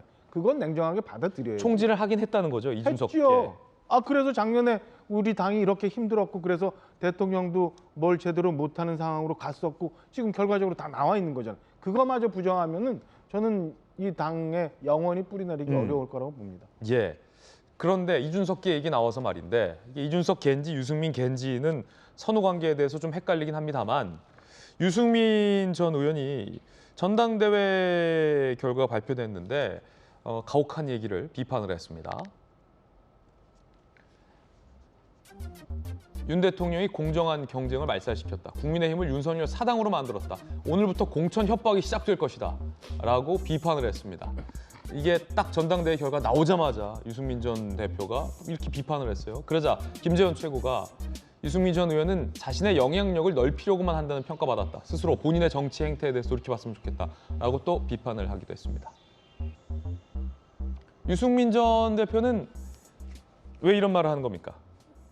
지금 결과에 대해서 좀 그 납득하기 어려운 점에 대해서 말씀하시는 것 같아요. 저는 유승민 대표가 그 전에 바른정당을 만들고 대통령 후보로 나오면서 했던 거에 대해서 공감하는 부분도 굉장히 많은데 이 건에 대해서는 동의하기가 쉽지 않아요. 지금 8명이 모여서 당대표를 뽑고 최고위원들을 뽑은 게 아니에요. 84만 명이나 되는 당원들이 모여서 이 결과를 만들어냈어요. 이거는 우리 당의 당원들이 깊이부터 해서 만들어낸 결과이기 때문에 이게 어떤 의도에 따라서 결과적으로 유승민 전 대표가 말씀하시는 것처럼 사당화됐다라고 비판하는 거는 좀 지나친 비판이라고 봅니다. 이거는 정말 지금의 상황에서 우리 당원들이 바라는 것들이 84만 명이나 되는 사람들이 누가 어떻게 인위적으로 조작할 수도 없는 그런 결과가 나왔기 때문에 이거는 오롯이 겸허하게 우리 모두가 다 성찰하면서 받아들여야 될 결과라고 생각을 합니다. 좀 궁금한 게 유승민 전 대표가 이 대통령실의 전당대회 개입 의혹과 관련해서 굉장히 날선 비판을 하잖아요. 그러면 사실은 어찌 보면 누군 다른 뭐 이준석이나 다른 개를 응원할 게 아니라 본인이 이번 전당대회에 당대표 후보로 나와서 당원들에게 선택을 받으면 됐을 일인데 본인은 처음에는 나올 듯 하다가 결과적으로 안 나왔단 말이죠. 왜 안 나온 겁니까? 그럼 뭐 결과에 대해서 그러니까 유승민 전 대표가 최근에 사실은 작년부터 해서 경기도지사 뭐 이래서 실패 경험들이 있잖아요. 저는 시간을 좀 더 개인적인 생각이지만 시간을 좀 더 갖고 있는 게 좀 낫다고 보고요. 유승민 대표가 안 나오는 거는 결과가 뭐 녹록지 않을 거라 예상이 되기 때문에 안 나왔을 거라고 보고 다만 저희 전당대회 결과는 이미 나왔습니다만 전당대회 과정 중에서 초기부터 중간 단계 언저리까지 오면서 있었던 좀 투박했던 행동들은 좀 돌이켜볼 필요는 있다고 봐요. 그러니까 김기현 대표가 지금 받은 53% 말고 나머지 47%가 의미하는 바가 뭔지에 대해서는 지금 새로 구성되는 당시도부터 한번 돌이켜보고 그 건에 대해서는 우리 당원들의 마음을 보듬거나 도닥칠 수 있는 그런 조치들이 그리고 앞으로 당 운영하는 데 있어서도 그런 방식들이 필요할 거라고는 봅니다. 신임 지도부가 어떤 특정 개를 제거하거나 제거하려 해서도 안 된다라는 도식구 발언도 들어봤습니다. 이재명 대표는 김기현 당대표 당선에 대해서 어떤 메시지 냈을까요? 자라기 경쟁으로 위기에 처한 국민의 삶을 구하는데 머리를 맞대자라고 덕담을 건넸습니다. 이재명 대표가 덕담을 건넸습니다. 김기현 당대표와 이재명 대표와의 글쎄요, 악연이라고 해야 할까요? 과거 발언 들어보시죠. 몸통이고 설계를 하고 지휘와 감독을 했던 사람이 이재명 지사라는 사실은 이미 만천하에 다 알려진 사실인데 이 책임에서 빠져나가겠다고 생각하는 것 자체가 어리석은 시도입니다. 뭐가 두려워서 이재명이라는 사람을 지혜법권 지역에 놔두고 진주단지 모시겠다는 것인지. 부정부패의 청산과 공정, 정의를 부러지었습니다. 만약 도적대의 두령이 동네에 양아치의 잘못을 타박하며 혼쭐 내겠다고 한다면 어느 국민들이 그 말을 믿어줄 수 있겠냐. 곽상도의 자녀가 퇴직금 명목으로 50억을 받았는데 이 사실 이미 알고 있었으면서 이재명이 몸통이다, 거짓말을까지 해서 국민을 속였고, 그거는 저에 대한 범죄 행위에 해당이 되기 때문에 봉고 파직에 더해서 저기 남극 지점에 위리 안치를 명하도록 합니다. 이재명 만물 창조설을 믿는 국민의힘 정신 차리시기 바랍니다. 사이가 좋은 사이는 아니었군요. 지금 보니까 김기현 원내대표 시절에는 이재명 대표를 계속 비판을 했고, 이재명 대표는 이에 대해서 굉장히 감정적인 발언을 했습니다. 봉고를 파직하고 남극에 위리안치시키겠다. 위리안치면 아예 저 멀리 귀양 보내고 가두겠다라는 얘기인데 물론 저 때는 저 때고 지금은 지금일 수 있겠습니다만 네. 봉고 파직 위리안치 시킬 사이면 썩 좋은 사이는 아니었네요. 과거에는 한때 그랬죠. 그런데 이번 당대표 경선을 하면서 거의 비슷한 처지가 됐습니다. 지자체와 연관돼서, 땅과 연관돼서, 개발과 연관돼서 똑같이 뭐 동병상련이랄까요? 똑같다고 한다면 김기현 당대표 측에서는 좀 억울해하겠죠. 예, 반론의 여지가 있을 수 있습니다만. 근데 사실은 어찌 보면 김기현 당대표의 여건이 훨씬 좋았던 것도 있거든요. 울산시장 고문 변호사를 했고, 그쪽에 실제적으로 그 경찰, 검찰, 소위 지역주의의 완전한 영토 속에서 단체장을 했기 때문에 성남보다는 훨씬 안전한 상태에서 모든 문제를 제압할 수 있는 여건이 있었다는 측면이고, 그런 의미에서 두 분이 공감대를 이루는, 서로를 쓰다듬어가면서 위로하는 그런 이제 좀 우픈 현실이기도 하지만, 어쨌든 아까 말한 대로 유승민 의원은 이재명 대표보다도 쓴소리를 하네요. 정말 당선이 됐으면 일단 과거를 묻어내고 축하한다는 얘기를 해야 되는데. 아, 그러네요. 이재명 대표도 지금 봉고 파직 시킨다는 이재명 대표도 덕담을 건넸는데. 그럼요. 그래서 그런 식으로 한다라면 바른미래당에서 아마 조만간 새로미래당으로 갈 가능성도 있다, 그렇게 보여집니다. 그렇군요. 김영주 의원님의 개인적인 전망도 들어봤습니다. 그런가 하면 민주당에서 소위 강성 지지자들이 문자 내지는 인터넷을 넘어서 실제 현실 정치에도 소위 몰려와서 비명계 의원들에게 압박을 가한다는 보도가 오늘 많습니다. 어떻게 된 일일까요? 서른 의원의 지역 행사에 몰려와 시위 압박. 지난 6일에서 8일 지역구 의정보고회에 이재명 대표 지지자들이 참석을 했습니다. 서른 의원의 지역 행사인데 개딸들이 왔다는 거죠. 압력을 느끼면 좋겠다. 촛불 현장에서 뵙고 싶고 지도부와 함께해라. 그러자 서른 의원 측은 이 자리는 의정보고회다라고 자제를 당부했습니다만 이런 소동이 있었다라는 보도가 많습니다. 이제 급기야 지역 행사에까지 찾아갔다라는 대목이고, 서른 의원뿐이 아닙니다. 제가 직접 비명계 의원들에게 들었는데, 비명계 의원의 구체적인 지역에 이 개딸 강성 지지자들이 찾아와서 굉장히 강도 높은 항의를 벌이고 있다라는 얘기가 몇 군데서 들리고 있긴 합니다. 전용기 의원님, 네. 어떻게 보세요? 사실 뭐 국회의원을 선출해놓고 그 사람들을 평가하는 것은 어떻게 보면 유권자의 당연한 권리 아닐까 싶습니다. 제가 잘못하면 당연히 저한테 항의하시는 분도 많고요. 그다음에 뭐 분명히 우리가 뽑아놨을 때는 다른 이유로 뽑았는데 또 다른 이야기를 했을 때는 당연히 평가를 하지 않겠습니까? 그래서 국민의힘 같은 경우에도 유승민 전 의원을 대하는 태도가 결국에는 그 비슷한 맥락인 것 같습니다. 유승민 의원이 하는 얘기 저희가 봤을 때는 맞는 말 같거든요. 그러다 보니 국민의힘에서도 이렇게 평가를 하고 저 사람이 잘못된 이야기를 하고 있다라고 하는 그런 이야기들을 하는 거고 저희도 비슷한 느낌입니다. 이게 갑자기 온라인에서 튀어나왔다 이렇게 보기는 좀 어려운 게 민주당에서는 어떻게든 그 민주주의를 만들기 위해서도 예전부터 민주화 운동도 오래전부터 거리에서 나와서 이 투쟁을 했던 그런 역사가 있지 않습니까? 그런 측면에서 봤을 때 이런 모습들이 마치 뭐 안 좋은 걸로만 비춰지는 것이 저는 오히려 바람직하지 않다.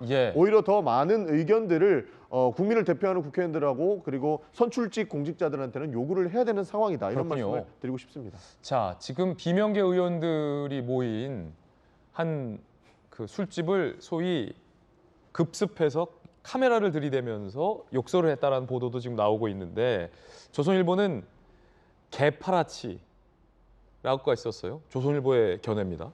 파파라치와 개딸을 합친 개파라치다. 그러면서 비명계 의원들한테 작당 모의하냐 이랬다는데 그 민주당의 선배 국회의원으로서 어떻게 보십니까? 저는 이제 그 유럽에도 그런 어떤 그 강성 지지자들이 있습니다. 그러나 실제로 저것은 그 훌리건적 태도예요. 그것은 어느 국가, 어느 그 조직에서도 실제적으로는 용납될 수 없는 태도입니다. 그러니까 그렇기 때문에 이건 바람직하지 않다고 생각이 들고요. 또 실제적으로 많은 당원들이 문제 제기하는 것은 개혁적인 법안에 대해서 왜 반대하느냐 그런 어떤 법안과 관련된 압박, 법안을 통과시키기 위한 노력은 있어도 자기가 지지하는 이 당 대표를 지지하느냐 안 하느냐를 가지고 협박하는 것이 민주적이다. 저는 그렇게 동의할 수가 없어요. 저런 행동. 더군다나 지역구 의원이 자기 지역 민들을 대상으로 하는 행사에 들어가서 사실은 전혀 다른 엉뚱한 질문을 해서 방해이잖아요. 이건 공공연한 방해 행위예요. 저건 민주적 개입이 아닙니다. 따라서 저는 부분들에 대하여 지금이라도 오히려 개딸들이 모여서 오늘 이렇게 그 유명을 달리한 분들에 대해서 그 자기가 지지하는 당 대표를 대표해서 가서 조문드리고 그런 식으로 다시 이렇게 정리를 해야지. 지금 모든 지역구 의원들한테 개입해 들어가고 개별적 의원들의 모임에서 개입하는 것은 사실은 어떻게 보면 큰 틀에서 위헌적인 행동이다. 그렇게까지 저는 생각합니다. 저도 해당 부분은 굉장히 좀 공감하는 반대요. 그러니까 당연히 그 선출직 공직자들에 대한 평가는 이루어져야 되는데 그 방식이 마치 훌리건적인 태도를 보였다고 한다면 그것은 확실히 잘못된 것이다 이런 말씀을 드리고 싶습니다. 그 지역 구민들이 그 지역 국회의원들 선출직 공직자들을 평가하는 것에 대한 그 방식은 이루어져야 되겠습니다만 좀 더 과격한 모습은 좀 자제해야 되지 않을까 저도 그렇게 보고 있습니다. 예. 그런가 하면 민주당에서 소위 이완용 현수막을 걸라라는 방침이 있었는데 민주당 현역 의원들 사이에서 반발이 일고 있다라는 보도도 나왔는데 어떤 이야기일지 함께 보시겠습니다. 민주당 지도부에서 각 지역위원회에 현수막 시안을 전달했다라는 동아일보 보도입니다. 그 현수막은 저것 같습니다. 윤석열 정부 강제동원 배상에 대해서 이완용의 부활인가 더불어민주당이라는 굉장히 초강력 비판의 현수막인데 이완용의 부활이냐? 글쎄요.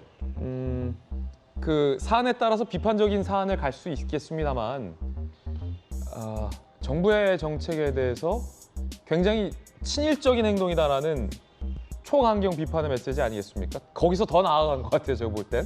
이완용의 부활이다라는 것은 굉장히 인신모독적인 성격의 현수막인데 그걸 민주당에서 시안을 전달했다라는 보도입니다. 한 중진 의원은 사진 찍어서 보고를 하라는데 동네 깡패도 아니고 역효과다. 비명계 의원실 관계자 도대체 이거 누구 아이디어인지 모르겠다 라면서 안 달고 있다는 거예요. 자, 단분도 있어요. 이완용의 부활인가 현수막을 걸어라. 지나친 반일 프레임 역효과다라는 거부가 비명계 의원을 중심으로 제기되고 있다고 합니다.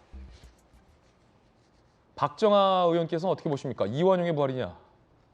저 어제 제가 지역구인 원주 좀 갔다 왔는데 거기도 이렇게 쭉 붙여져 있더라고요. 그리고 그 중앙당 홍보국에서 저희 당도 마찬가지인데 뭐 한 2주에 한 번 꼴로 사실은 그 홍보 현수막 시안을 내려보내요. 근데 저게 민주당이 보내준 이번 주에 보내준 저기 시안이에요. 이완용의 부활인가. 다 아시는 것처럼 지금 한일 강제징용공 문제로 좀 시끄럽잖아요. 나라가 어지러운 상황인데 그 내막이나 상황을 보면 서로 뭐 의견을 달리할 수는 있습니다만 그 해법이 과연 나라 팔아먹은 이완용처럼 갈 건가에 대해서는 저는 의견들이 좀 다양할 수 있다고 봐요. 근데 그거를 저렇게 일부 반대하는 당협위원장도 있는데도 불구하고 저 중앙당에서 이렇게 강압적으로 뿌려서 마치 그러니까 저렇게 되니까 결국은 어떻게 되냐면 당대표 사법 리스크를 좀 피해가려고 이 건 가지고 시끄럽게 하는 거다라고밖에 해석이 안 되는 부분이 있는 거거든요. 소위 이제 반일 감정을 자극해서 그것을 정치적인 효과로 보려는 건 아니냐. 돌파구로 삼으려고 하는 거 아니냐. 그래서 저렇게 자극적인 현수막 시안을 내려보내서 강압적으로 걸어라라고 하는 거 아니냐라고 해석이 되는 거예요. 그런 해석들에 대해서도 받아들일 준비가 돼 있어야지 그런 해석하고 그렇게 비판한다고 해서 자기네 자당 소속 의원들 그다음에 당협위원장들 막 못 살게 굴고 그렇게 비판하는 사람들 개딸들 동원해가지고 못 살게 구는 게 과연 현대 정치사를 쭉 이어왔던 민주당의 김대중 노무현 대통령을 만들었던 그 정신을 승계한다는 민주당의 정신인가? 저는 동의하기 어려운 부분들이 사실 많아요. 지금 가고 있는 민주당의 모습이 상대당이어서가 아니라 정말 우리 현대 정치에 있어서 필요한 부분인가라는 생각에는 좀 걱정스러운 부분들이 많아요. 김영주 의원님. 예, 제가 한마디만 하면요. 그러니까 지금 여야를 가릴 거 없이 국회의원이나 지역구 의원들이 내거는 현수막이 너무 상대방 비방이 도가 지나쳐요. 좀 서로 상호 자제할 필요가 있습니다. 혐오증을 나타내고 똑같아요. 자기 정당이 통과한 법안을 홍보하거나 자기 지역에 유치한 뭐 예산을 홍보하는 그런 좀 좋은 뜻의 어떤 홍보 수단으로 쓰이지 않고 대놓고 상대방을 비방하기 위한 현수막밖에 없어요. 전국에 그렇게. 그리고 국회의원들한테 당협위원장한테 저 현수막은 예산적인 부담으로 옵니다. 전부 다 저한테 한 달에 100만 원, 200만 원 현수막 긋는 돈 만드느라고 힘듭니다. 왜 그런 짓을 합니까? 상대방 욕하려고. 오히려 그런 부분들 자체가 정치를 더 혐오하게 한다는 측면에서 다시 한번 조금 새로운 당대표가 뽑았을 때 자기 당 홍보, 자기 지역 홍보, 자기 개인 홍보 쪽으로 선순환적으로 바꿔야 된다고 봅니다. 긍정적인 그 센스 있고 좀 위트 있는 현수막도 민주당이 건 것, 혹은 국민의힘이 건 것 중에서 많이 좀 봤던 것 같아요. 제가 이제 서대문구인데 저희 지역에 민주당이 최근에 건 현수막을 보고 제가 지나가다가 소위 빵 터진 적이 있는데 센스 있게 잘 비판했다고요.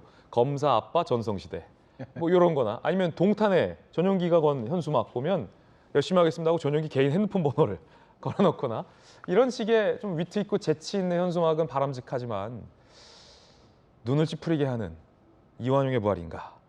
글쎄요. 이거 이재명 대표가 직접 결재를 한 사안인지 여부도 좀 궁금해집니다. 김영주 의원의 돌직구였습니다. 이번엔 저희가 준비한 다음 순서입니다. 뜨거운 소식 2가지 엄선했습니다. 함께 보시죠.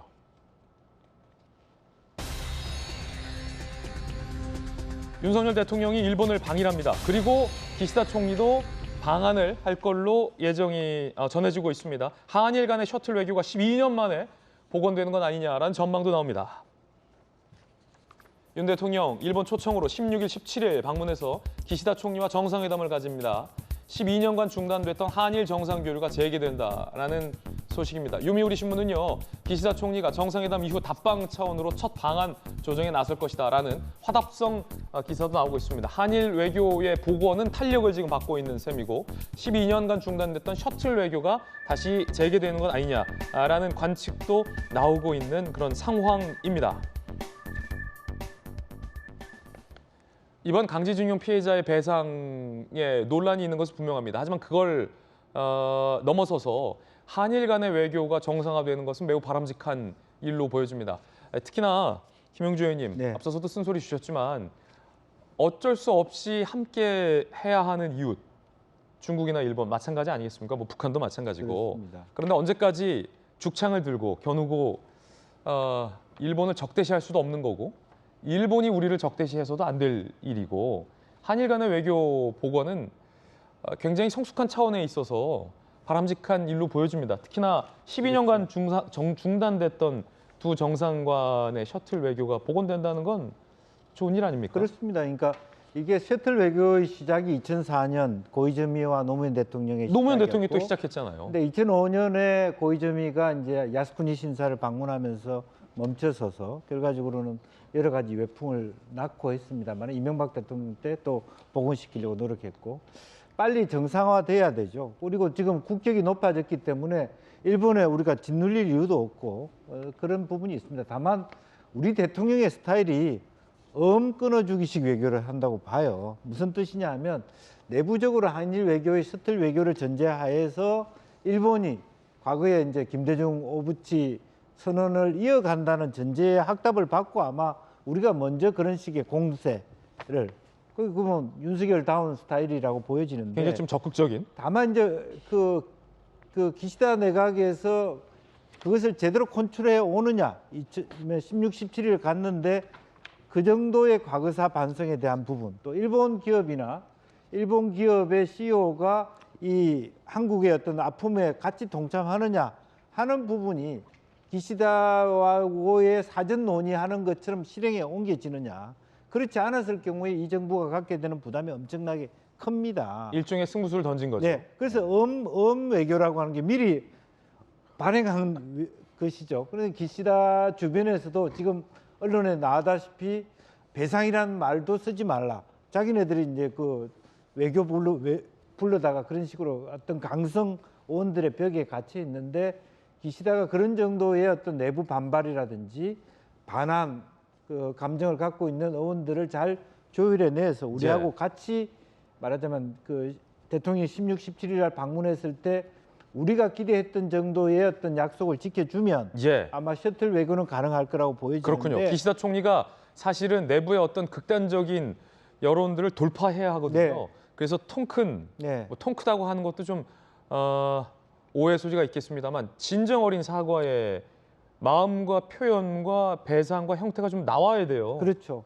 그렇게 해야만 이게 되고 그래서 미국은 그런 부분에 대해서 선제로 다시 한번 보험을 들었다라고 보여지는데 만약 그런 게 없다면 어떤 비판을 받게 되냐면 5월 달에 있을 G7 그 회의에 초청받기 위해서 한국 대통령이 미리 일본 측에 아부했다. 또 이제 비판을 받게 될 거거든요. 그래서 일본 측의 노력들이 얼마나 있어지느냐가 앞으로의 어떤 그 셔틀 외교의 복원이 실행될 것이냐 하는 가늠자가 될 거라고 보여집니다. 중요한 지적이에요. 기시다 총리가 한일 관계 개선을 위해서 일본이 사실은 더 적극적으로 나섭니다. 솔직히 말해서 대목이 아쉬울 게 뭐 있습니까? 우리 정부가 뭐가 아쉽다고 일본한테 먼저 이러겠습니까?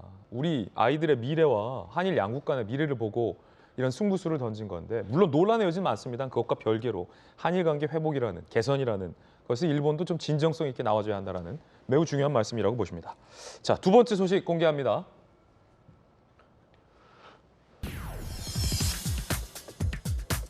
정순신 변호사의 아들과 관련해서 학폭을 했는데 어떻게 서울대에 입학을 할 수 있었냐와 관련해서 어제 국회 교육위에 질타가 있었습니다. 들어보시죠. 감점 조치를 하신 거죠? 어떤 학생에 대해서 감점 조치를 했는지에 대해서는 제가 특정해서 말씀드릴 수 없지만 강제 전학 8호를 받은 학생이 있었습니다.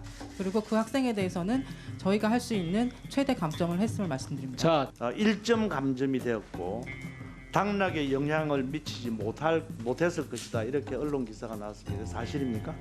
점수를 확인해 드릴 수는 없습니다만 각각의 과 그리고 해에 따라서 상황이 좀 다를 수 있음을 말씀드립니다.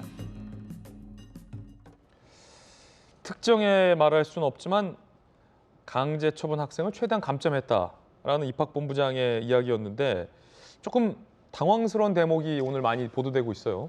저희가 지금 다시 듣지는 않았습니다만 국민 여러분께 다 아시는 사안인데 전 교수님 재학 중인지 여부도 확인해 드릴 수 없다?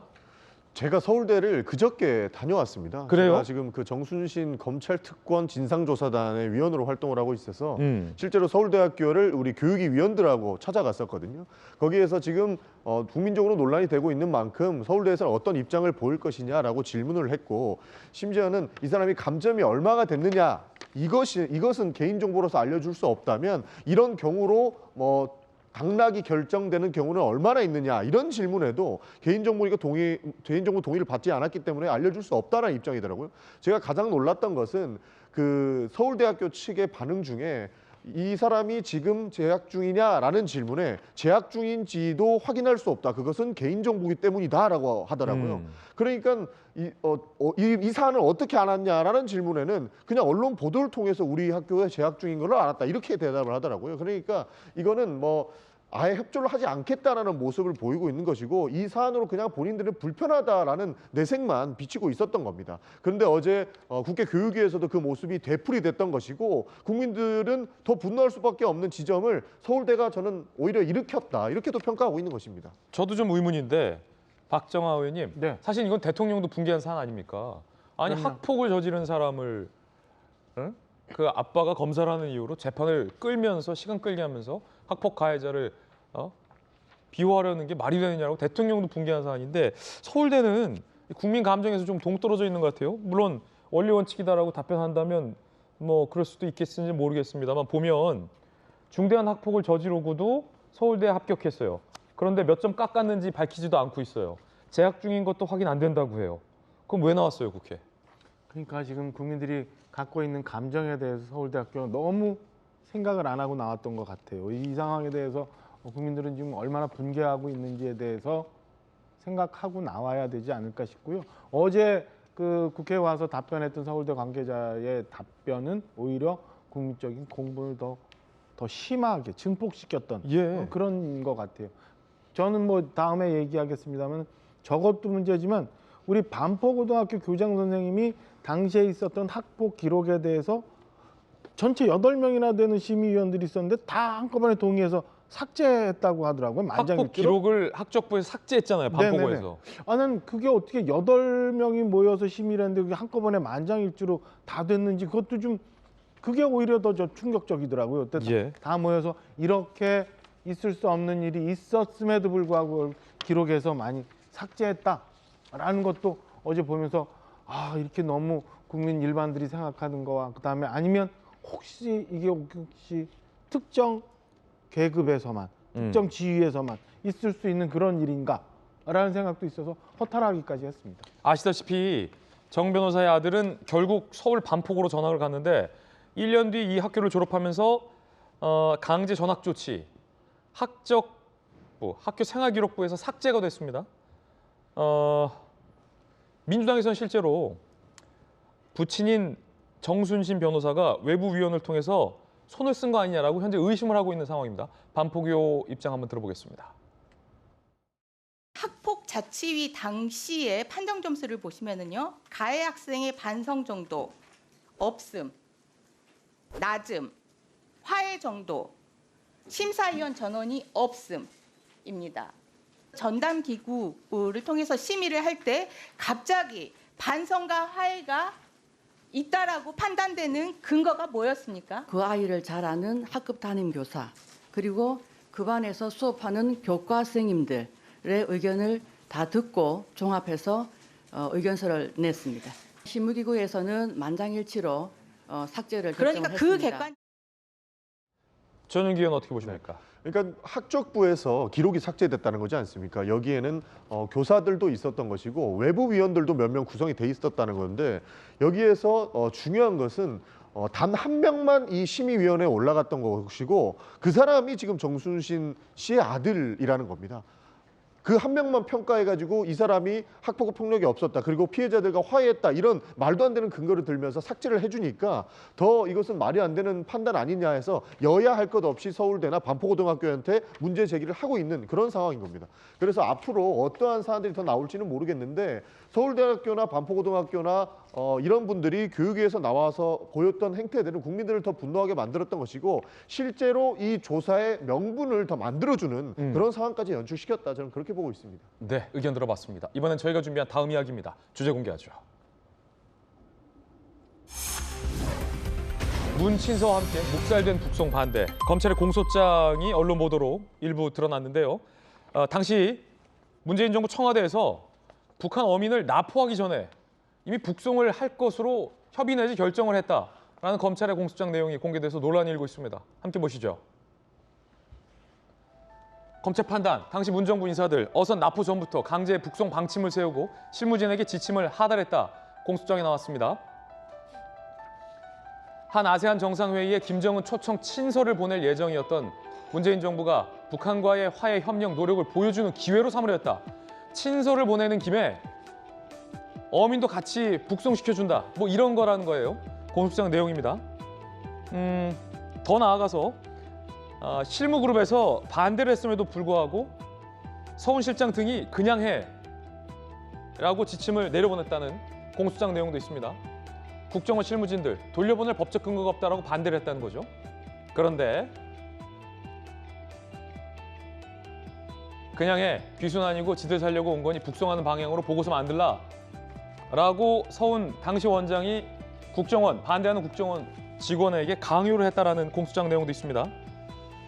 김광선 변호사님, 검찰 공소장 내용이 사실이라면 이러면 안 되잖아요. 아무리 북한 어민이라지만 문재인 대통령의 친서, 초청장을 보내는 김에 함께 북송시킨다.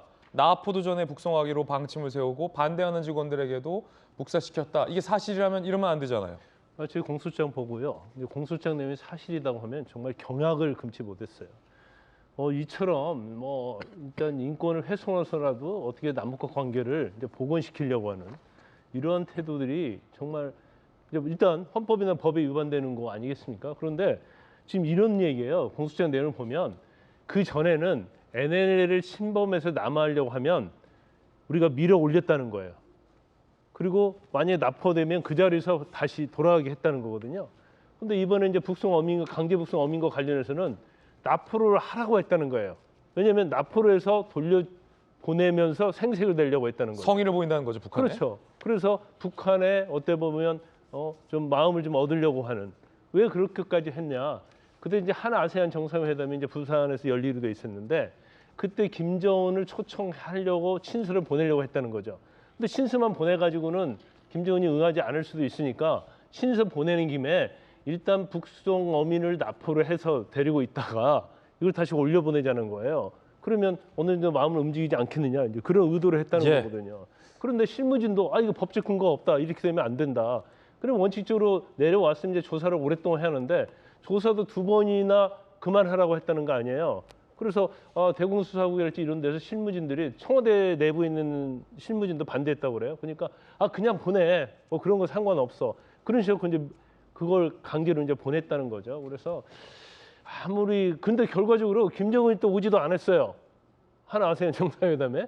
그러니까 이것도 안 되고 저것도 안 되고 결국 북송어민 인권 정말 살인을 했는지 여부는 또 우리가 조사를 완벽하게 안 해서 모르겠지만 어떤 정치적인 목적을 위해서 인권을 희생하는 이런 일이 정말 21세기 민주국가에서 있어서야 되겠습니까? 서훈 전 원장은 공소 사실을 부인했습니다. 박정호 의원님, 돌려보낸다는 판단을 했을 수도 있을 것 같고 저 사람들이 북한에서 끔찍한 범죄를 저질렀기 때문에 보낸다라는 판단을 했다면 상황에 따라서 맞다고 보는 분도 있을 것 같아요. 근데 잡아서 조사하기도 전에 북한한테 소위 잘 보이기 위해서 돌려보내야지라고 생각해서 이걸 맞췄다면 이건 너무 북한한테 굴종적이다라는 비판이 나올 수 있지 않겠습니까? 만약에 이게 사실이라면. 허탈한 웃음도 안 나올 지경이에요. 우리가 앞서서 현수막 얘기하면서 나라 팔아먹은 사람 하면 이완용 얘기하잖아요. 이 적당한 게 없어서 그런데 국민 팔아먹은 사람은 뭐라고 하는지 저거 묻고 싶을 정도예요. 그러니까 애초에 우리 국민이라고 할 수 있는 북한 주민들의 인권이나 생명이나 이런 거에 대해서는 아무 생각이 없었고 그저 남북 문제에 맹목적으로 빠져서 눈이 멀고 합리적 판단도 못하는 그런 지경으로까지 간 것 아닌가라는 생각이 듭니다. 그렇게 서훈 원장 주변에 생각을 같이 하는 분들이 인권 얘기하는데 과연 그들한테 북한 주민의 인권이 있는 건지 우리 국민들 그다음에 우리 이 한반도 전체에 있어서의 국민들의 미래를 생각하고 있었던 건지 저는 좀 묻고 싶습니다. 물론 선 원장 등등은 우리 국민들의 인권과 보호를 위해 흉악범죄자들을 추방한 것이다라고 강하게 반발하고 있다라는 말씀도 함께 드리겠습니다. 60초 광고 후에 돌아오죠. 오늘 저희가 준비한 소식 모두 다 전해드렸습니다. 좋은 주말 보내시고요. 저희들은 다음 주 월요일 아침에 뵙겠습니다. 오늘 하루는 분명 어제보다 나을 겁니다. 좋은 하루 되십시오. 고맙습니다.